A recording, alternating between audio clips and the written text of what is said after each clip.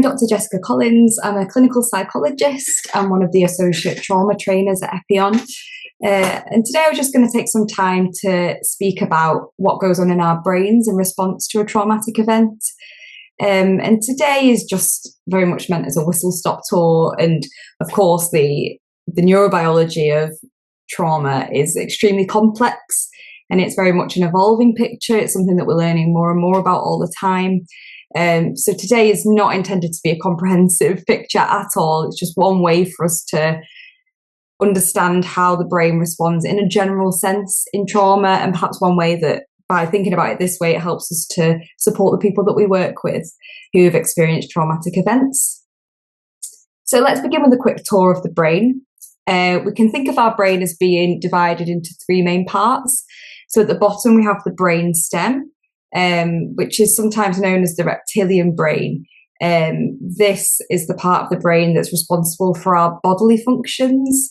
So the things that our body does without us even thinking about it, that we can't consciously turn on or off.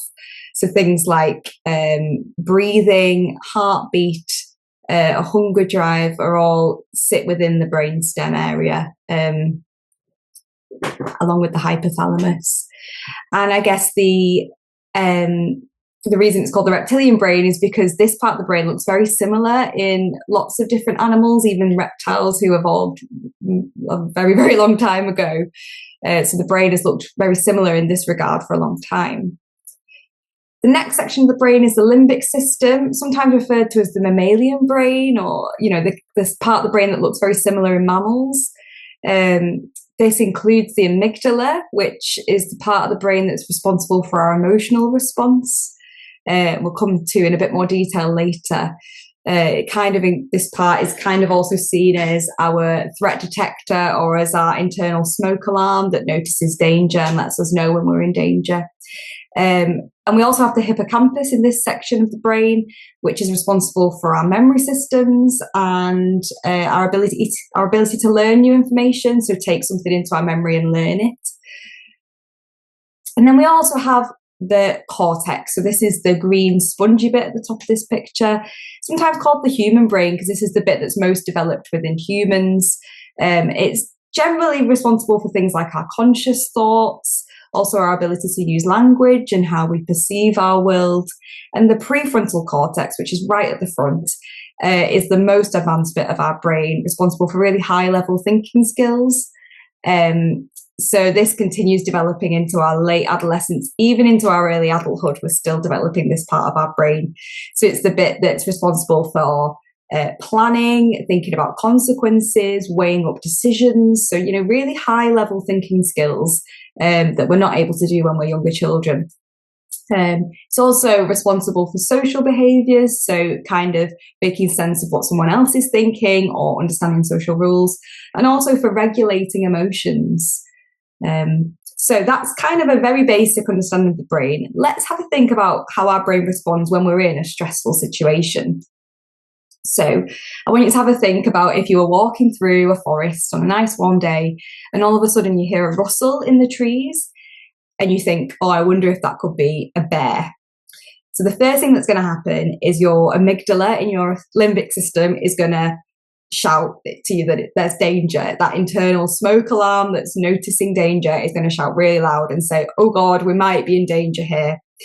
So the first thing that it does is because you're in your survival response now, you're thinking, oh God, there might be a bear, I need to get out of the situation and survive. It really prioritizes the functions of our body that help us to survive. So because it's prioritizing those things, it deprioritizes other functions. So those things that I was talking about in the cortex and prefrontal cortex about like using language or planning and decision making, those brain functions are deprioritized. So often people who experience a really stressful situation will say something like, oh, I just couldn't speak, I couldn't find the words, or oh God, I just couldn't think.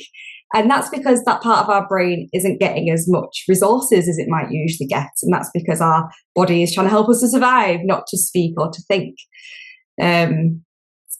So the way that it activates our survival response is by sending cortisol and adrenaline throughout our body to activate and engage our muscles and to change other functions in our body so that we can enact a survival response, which sometimes people hear as a fight-flight response. So in this situation might be, trying to find a weapon or a way to fight the predator, or perhaps running away, flight response. Or there's also some other responses as well, like freeze and submit responses that sometimes we do if we're in contact with a threat that we perceive that we're not going to be able to run away from or fight. That we might, it's not that we think this, it's that our amygdala, our internal smoke alarm, decides that we're probably not going to be able to fight this off. So we're going to engage in a freeze or submit response. That idea that animals have of like playing dead if they don't think that they can get out of the situation and hope that the situation passes and then they can run away when they're safe. And this is an evolutionary response that's built in us. As I say, it's very similar in animals. This isn't a bad thing that our brain does. This is what our brain does to help us to survive. I suppose the tricky thing is if we experience traumatic events or frequent, really stressful events, that this can start to become a bit problematic. The other thing is that the survival response, the amygdala, very much operates on a better safe than sorry approach. So it might send people into a survival response more often than it needs to. But that's because the amygdala is thinking, well, I'd rather make sure that we're surviving, that we're safe. I'd rather be safe than sorry. So let's think about this survival response then in the context of trauma. So somebody who's been through a traumatic event. And to do that, I think it's important that we think about what is trauma? What do we mean when we talk about trauma? Trauma occurs when an event has caused an overwhelming level of distress, so an overwhelming level of that stress response in a situation where it is perceived or actual harm, and usually by something beyond the person's control. And because, as I was saying, in the survival response, the brain deprioritizes functions that it doesn't need to survive, sometimes it doesn't encode the memory in a way that it usually would. So when I think about what I have at breakfast this morning, my memory is very smooth, very clean, because my brain was just doing its thing. But when it's experiencing a highly stressful event, it's not able to put the memory in place as it usually would. So for some people, it means that the memory then is just kind of stuck. It hasn't been put in the place that it needs to be in. And the person continues to relive the memory as if it's still happening. And when the memory keeps coming back to the person, the brain and body responds as if it's still happening. So our brain has a remarkable ability to respond to our thoughts and imagination and memories in a similar way in the body as if it were actually happening in real life. So this is how our brain might respond to trauma and might continue to respond even once the traumatic event is over, because the memory hasn't been filed away properly. And Bruce Perry and Oprah Winfrey, in their book from 2021, they distinguish between, I've kind of adapted this from their book, where they distinguish between what's a normal stressful event versus a traumatic stressful event, because stress is good for us. It's how we learn and develop as children and as adults. And we can develop tolerance to reasonable levels of stress. So this is the pattern on the blue on the left-hand side, where if stress is relatively predictable to a mild or moderate level, it's a time-limited amount of stress, we feel like we've got some sense of control within that level of stress, so there's something that we can do to counteract the threat, and we feel supported by others. That helps us to learn, grow, and tolerate stress. However, when we find that stress is unpredictable, extreme, prolonged, we feel completely out of control and we're unsupported during that stress, or perhaps even that stress is being perpetrated against us by people who we would expect to be our supportive person. That can lead to increased sensitization of the stress response, so that that internal smoke alarm becomes more and more sensitive, and make us much more vulnerable in terms of our psychological vulnerability. So if we think about then what it's like for children who experience trauma during their early years, so when the brain is in its early stages of development, what our brain is remarkable at doing when it develops is adapting to the circumstances that it's in. So our brain takes signals from its environment, even when we're in our mother's uterus, and it develops the brain. It specializes to the environment that it's in or that it's going to be born into. So an example here, if we take the situation on the left where a child is born into a situation where they're in a loving home, where they experience lots of love and care, smiles and happiness, calm voices, that their physical and nutrition needs are met, that they're physically healthy, and that they're given lots of stimulation, play, to a good enough degree, then the child is likely, their brain is likely to develop and specialize in a way to respond to those needs, to respond to that environment, and to learn that they're safe, that the world is safe enough, and that others care for me. And this is to emphasize that doesn't have to be 24/7. That's very much just a good enough level of care. However, if a child's brain develops during chronic stress during this critical period, this will make their brain specialized to respond to in a different way. So, for example, if they grow up in an environment where there's less love and attention and care, or perhaps harm is perpetrated against the child, where they're not sufficiently nourished or there isn't stimulation, their amygdala is going to develop to expect danger, and to be hyperactive, to try and keep the child safe. And they'll develop beliefs that they're not safe, that the world is dangerous, and that others are harmful and will not care for them. So when we think about trauma, we very much think of it as an adaptive response to extraordinary circumstances. So not that there's anything wrong with how that person's brain has developed, that very much their brain just adapted and responded to the environment that it was in. And that was necessary for the person's survival in those really difficult situations that they were born into.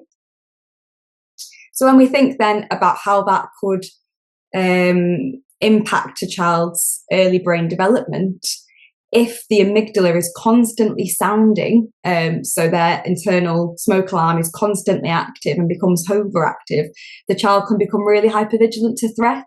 So that can mean that even when they're in a safer circumstance, when things become, even in a nurturing environment, children might feel threats. So, for example, when somebody smiles at them at school, they might misperceive that smile to mean something dangerous, and their amygdala might sound, even in situations where there isn't a threat. And because their amygdala has been so active all the time, their prefrontal cortex has had less opportunity to develop in the same way. So it might be less active than what we might expect. So the child might struggle to develop those higher level thinking skills. So might struggle to develop might struggle to learn how to respond socially, might struggle to learn the skills to regulate their own emotions, because their brain has learned that they don't need those skills. They need the skills to be able to survive. So we can see that children and adults who have had these experiences can look like they're stuck in that fight, flight, freeze, submit response. And it's important that we think about some of the behaviours that we might see of children and the adults that we work with that might tell us that they're stuck in fight, flight, freeze and submit, and that they're doing these behaviours to try and seek safety. So, for example, there might be a child who, when they're asked to play with the other children at school, they might respond by running away, or by lashing out at the other children or at the teacher, or simply going silent and looking like a deer in headlights. And that might be that because for them, even engaging with other people feels like a threat to them, because perhaps they've not had as many opportunities to engage socially and to learn that they can be safe in a social situation. And that's very much the same with the adults that we work with as well. This becomes a vicious cycle because, of course, then that person who struggled to then engage in safe, nurturing relationships then doesn't get the opportunity to learn that while their brain specialised to a really difficult early life, that things are different now and that there are opportunities for loving, nurturing, positive interactions with others. But because they're so stuck in their threat response, they don't get as much opportunity to have those positive interactions. So it can become a vicious cycle in that regard. But what's really important to recognise is that we can break this cycle, that our brain is plastic. So what we mean by that is that our brain continues to develop and change, particularly throughout our childhood, but also throughout our life we can learn. And that for people who have experienced trauma and are stuck in a trauma response, we can support them to heal through co-regulating with them and relational attunement. So it's very much with us to try and support the person to regulate through us demonstrating safety and cues of safety and regulation, to then allow that person to learn to regulate themselves, because perhaps they didn't get the opportunity to do that when they were in their early years. And on this slide, I've presented one of the resources that we've developed at Epion, which kind of has a house brain metaphor for how we understand the brain, and the 3 R's, which is from Bruce Perry's neurosequential model of the brain, which explains that if we're going to try and help people to learn different ways to manage, we have to begin at the bottom. So we have to first regulate with them to support them to regulate. That can be with sensory strategies, breathing, grounding. And only when someone is regulated can they then accept a nurturing relationship where we can then relate to them and they might be able to relate back to us and build a trusting relationship with us. And only then, once they've built that trusting relationship, can we then use that relationship to help that person in the reasoning stage, so to help them think about how they can, make friends with people in the classroom, or engage in their education, or other daily functions that might be really important for people to reclaim their lives after trauma. So the 3 R's model can be really helpful for us in supporting people whose brains have adapted to trauma to help them break this cycle.